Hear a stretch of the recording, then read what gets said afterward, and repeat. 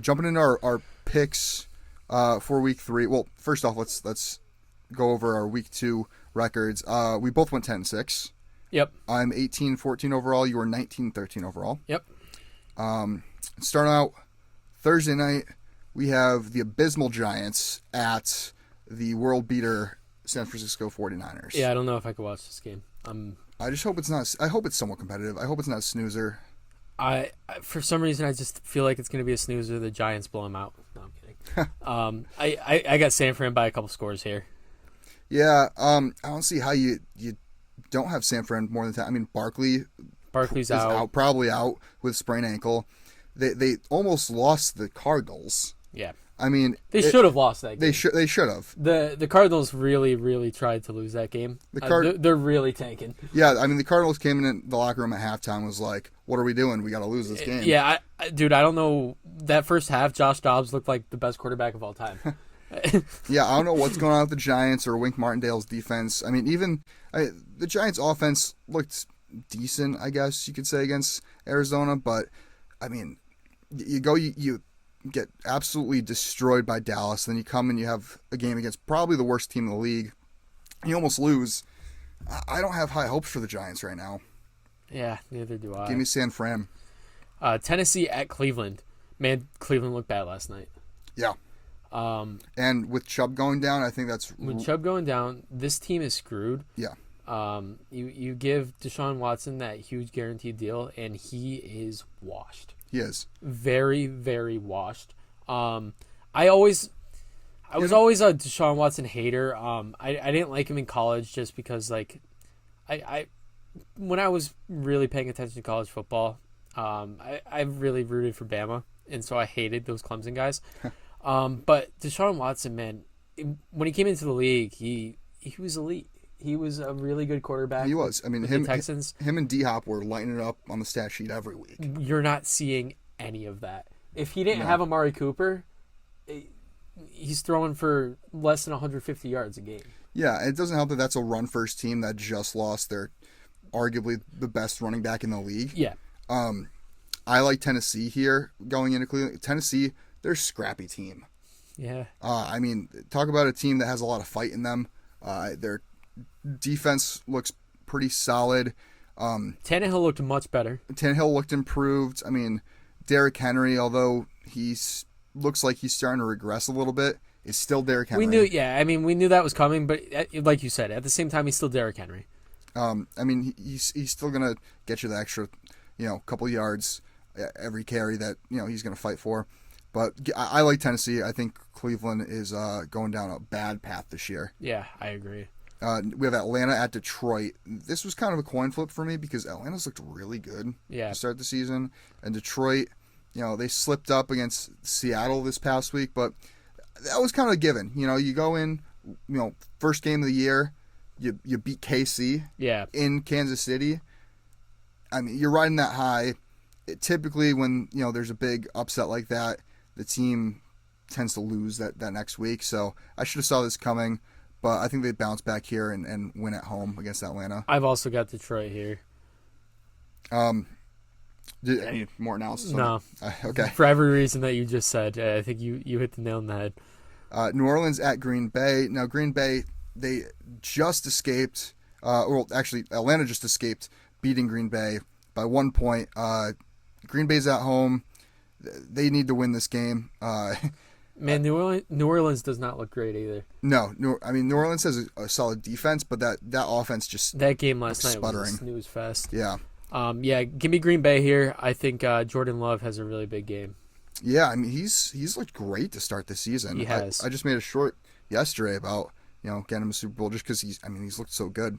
But yeah, no, I mean Green Bay, especially if Aaron Jones is back, give me Green Bay. Yeah, I totally agree. Denver at Miami. Give me Miami all day. Yeah. Second half of that game, Miami did not look great, but Denver's bad.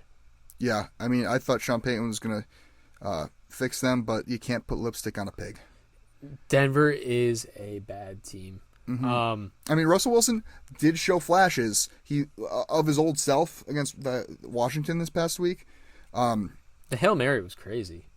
Yeah, And I mean, the 2-point conversion should have been PI and St. Juice, but whatever. But with that said, Miami also looks really good. Miami looked really good in the first half. The offense was in the second half. Raheem Mostert looks really good.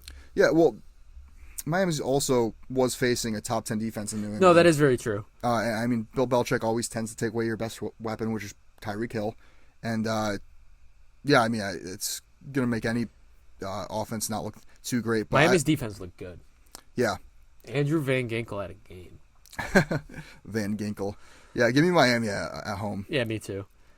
Chargers at Mini. Both these teams are 0-2. If I told you that, going into week 1, would you believe me that both the Chargers and the Vikings are 0-2? This game's going to come down to who has the last possession and who's going to make the last costly mistake of the game, because both these teams don't want to win a game. Yeah, the difference between these two teams, though, is I think Minnesota's just kind of had it rough the first 2 weeks. Yeah. The Chargers have lost games that they should have won. I like Minnesota to edge it out here. Brent Staley, for the Chargers, I think should definitely be. He should have been fired last year. Yep. But he should definitely be fired now. I mean, I think that's something we'll have to say every single episode. Brandon Yep. Staley's not a good coach. Give me Minnesota here too. Yeah, I mean, I think it'll be a close game, but Minnesota is a better coached team. I mean, Chargers have the better quarterback in Herbert, but quarterback can't do much if your coaching sucks. So, going up next with New England at your New York Jets.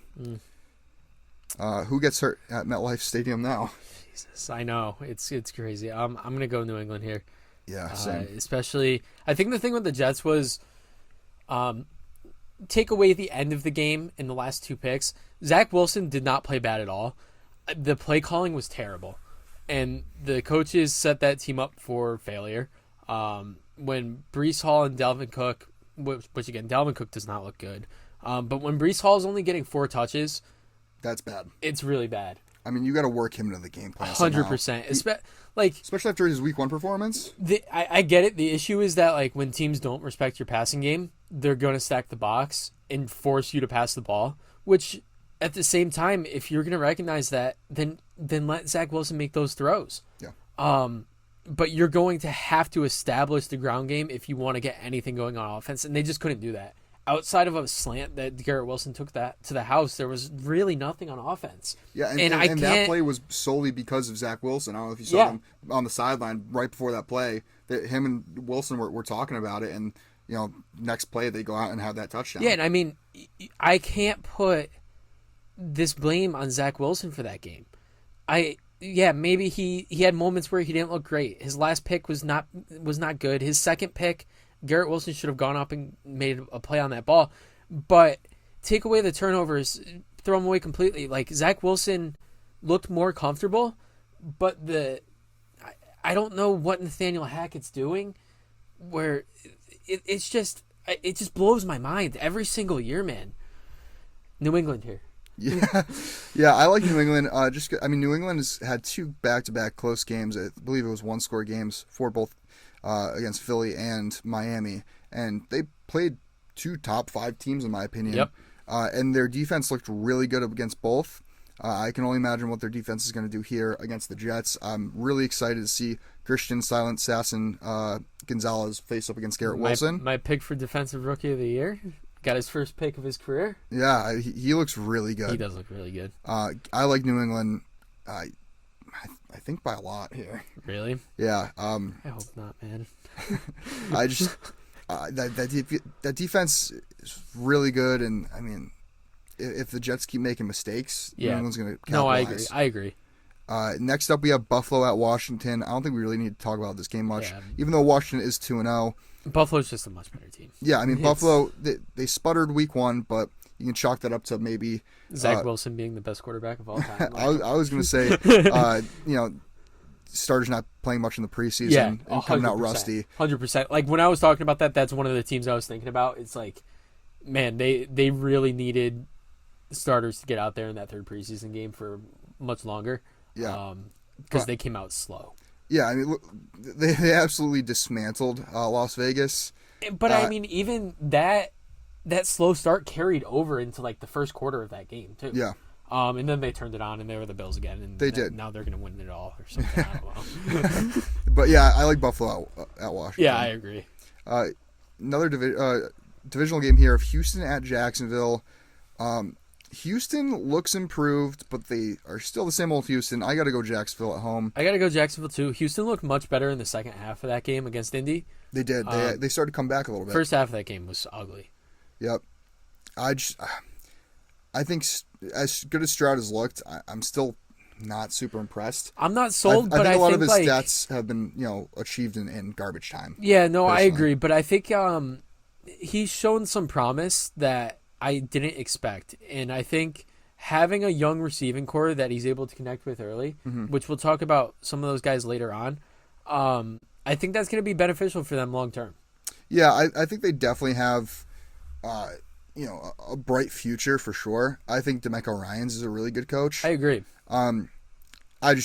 Jacksonville, as bad as they looked against KC last week, I think this is a get-right game for them here. It's a statement game, and unfortunately, Houston's just going to be on the Jacksonville was inches away from winning that game. They had 4 separate plays in the back of the end zone where Trevor Lawrence made solid throws, and receivers just couldn't get that second foot down. Yeah. 2 of them on the same drive, but it was 4 in the entire game. So, I mean, game of inches, whatever. But Jacksonville, I have a lot of faith in. I think they're going to turn it around, and I think they're going to – I really think they're going to have an explosive offense, and we'll see that this week. For sure. Indy at Baltimore. I got to go Baltimore, especially if Anthony Richardson's out. Yeah, he has that concussion. Yeah. Baltimore's 2-0. They look pretty solid. Baltimore's solid, yeah. Yeah, I'm not going to go out of my way and say that they look really good and that they're a top team in the league. I mean, you can't ignore the fact that they're 2-0. But at the same time, I mean, it's only been 2 weeks.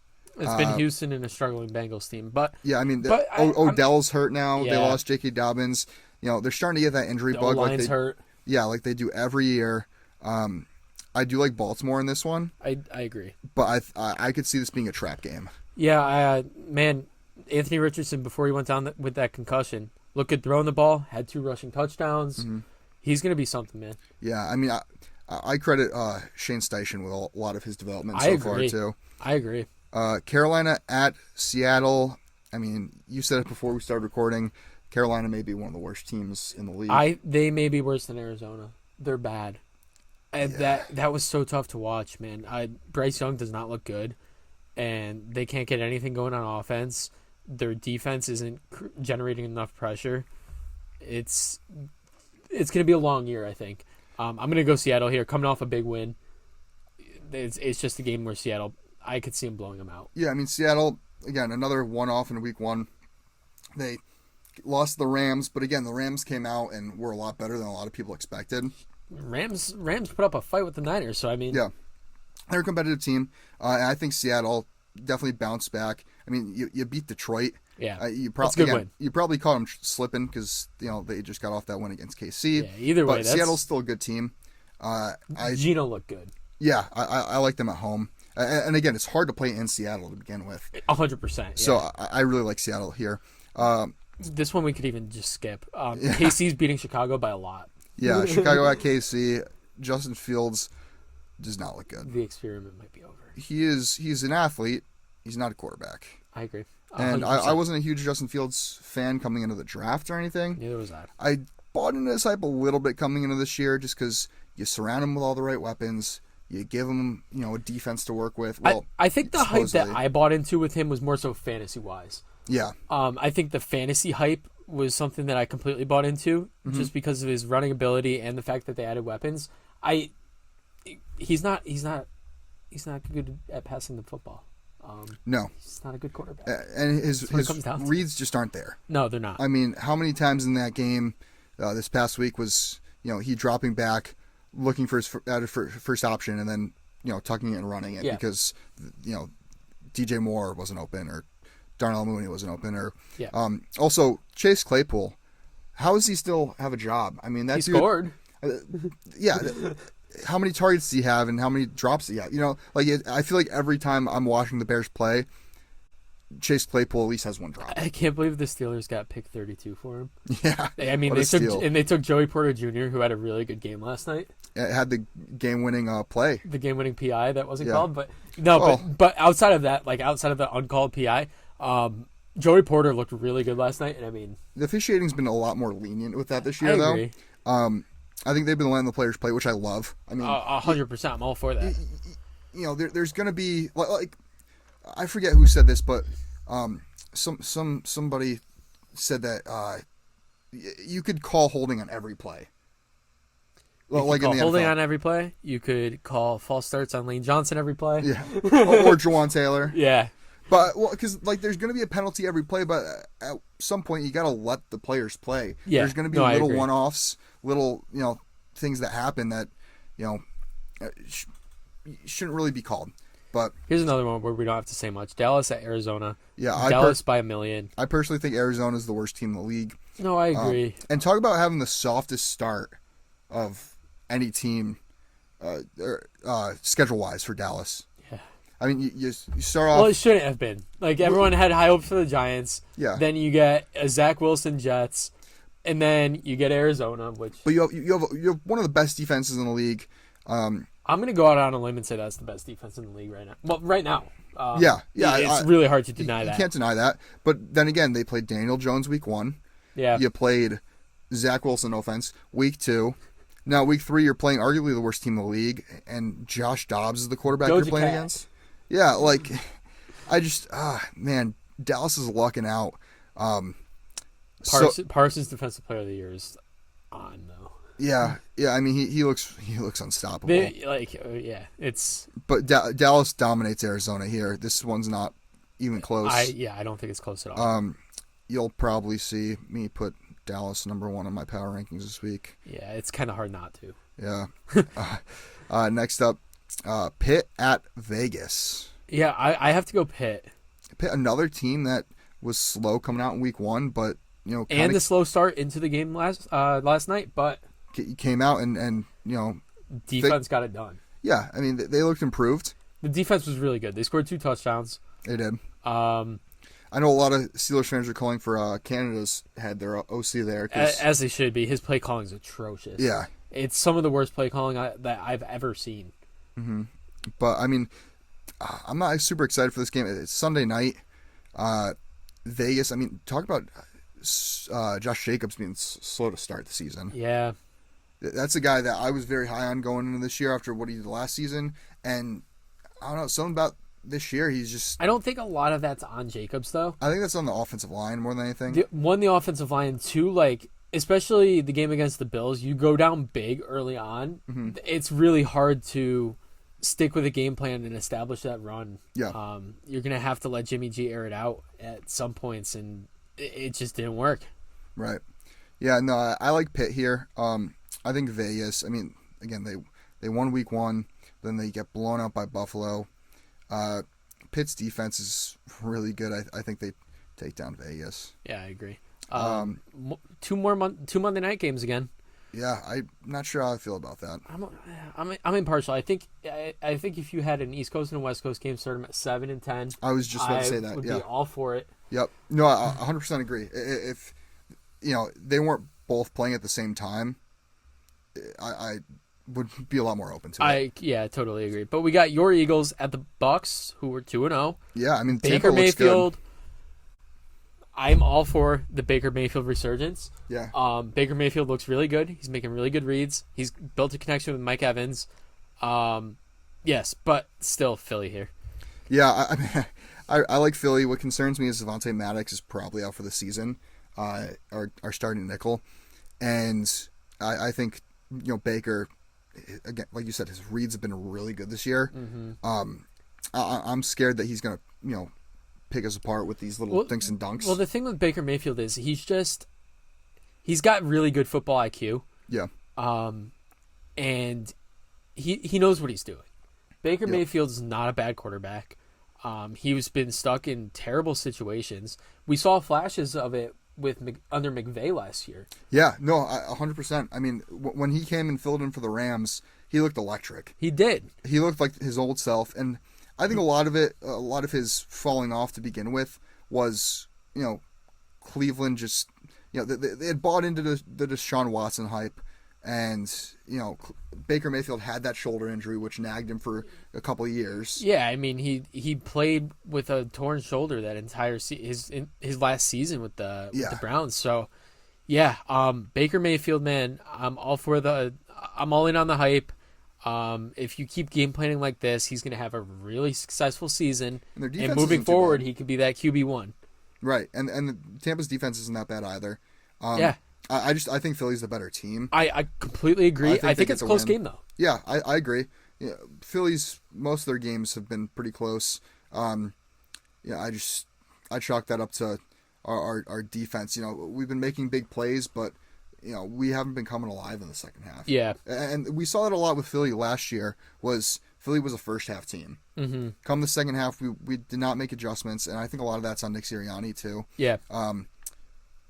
I just hope we can correct that this season, or else I don't think we have a shot at another Super Bowl appearance. And then finally, the last game on the Week 3 slate is the Rams at Cincy. I think this is the only one we were different on. Yeah, I'm gonna go with Cincy here. I think it's a must-win for Cincy. I will say that right now. They have to figure it out. Joe Burrow's got to figure it out. He's got to find a way to get over that calf injury. I think that's in the back of his mind. And I think he's afraid to make these plays that he would normally make. Burrow's got to figure it out. He's got to get the ball to Jamar Chase. He's got to keep feeding T. Higgins. And I think Joe Mixon's got to eat against that defensive front because outside of Aaron Donald, you don't have much there. I think Cincy really needs to come out. They have to put up 30-plus this game. Rams defense isn't great, but that Rams offense, they may be able to tear Cincy's secondary apart. Yeah. So with the Rams Cincy game, first off, obviously we got to acknowledge Burrow did re-injure his calf at the end of the Week 2 game. Yeah. That's a huge concern for me. I think the Rams have been sneaky good. They kept it a close game against San Fran, who's one of the best teams in the league. And Cincy just has not impressed. And I'm with you that this is a must-win for Cincy. But I don't know. I'm not too confident in Cincy. The way Burrow's looked in the last 2 weeks just has been lackluster at best. And then he goes and he re-injures that calf. I think even if he does play, that calf injury is going to be nagging him in his mind, and I think it's going to, ruin his play a little bit. I think the Rams can take advantage of that. Yeah, Sean McVay is a really good coach, and Zach Taylor's from the Sean McVay coaching tree, if I'm not mistaken. Yep. So I think McVay is going to outcoach Taylor, and I think the Rams take the win here.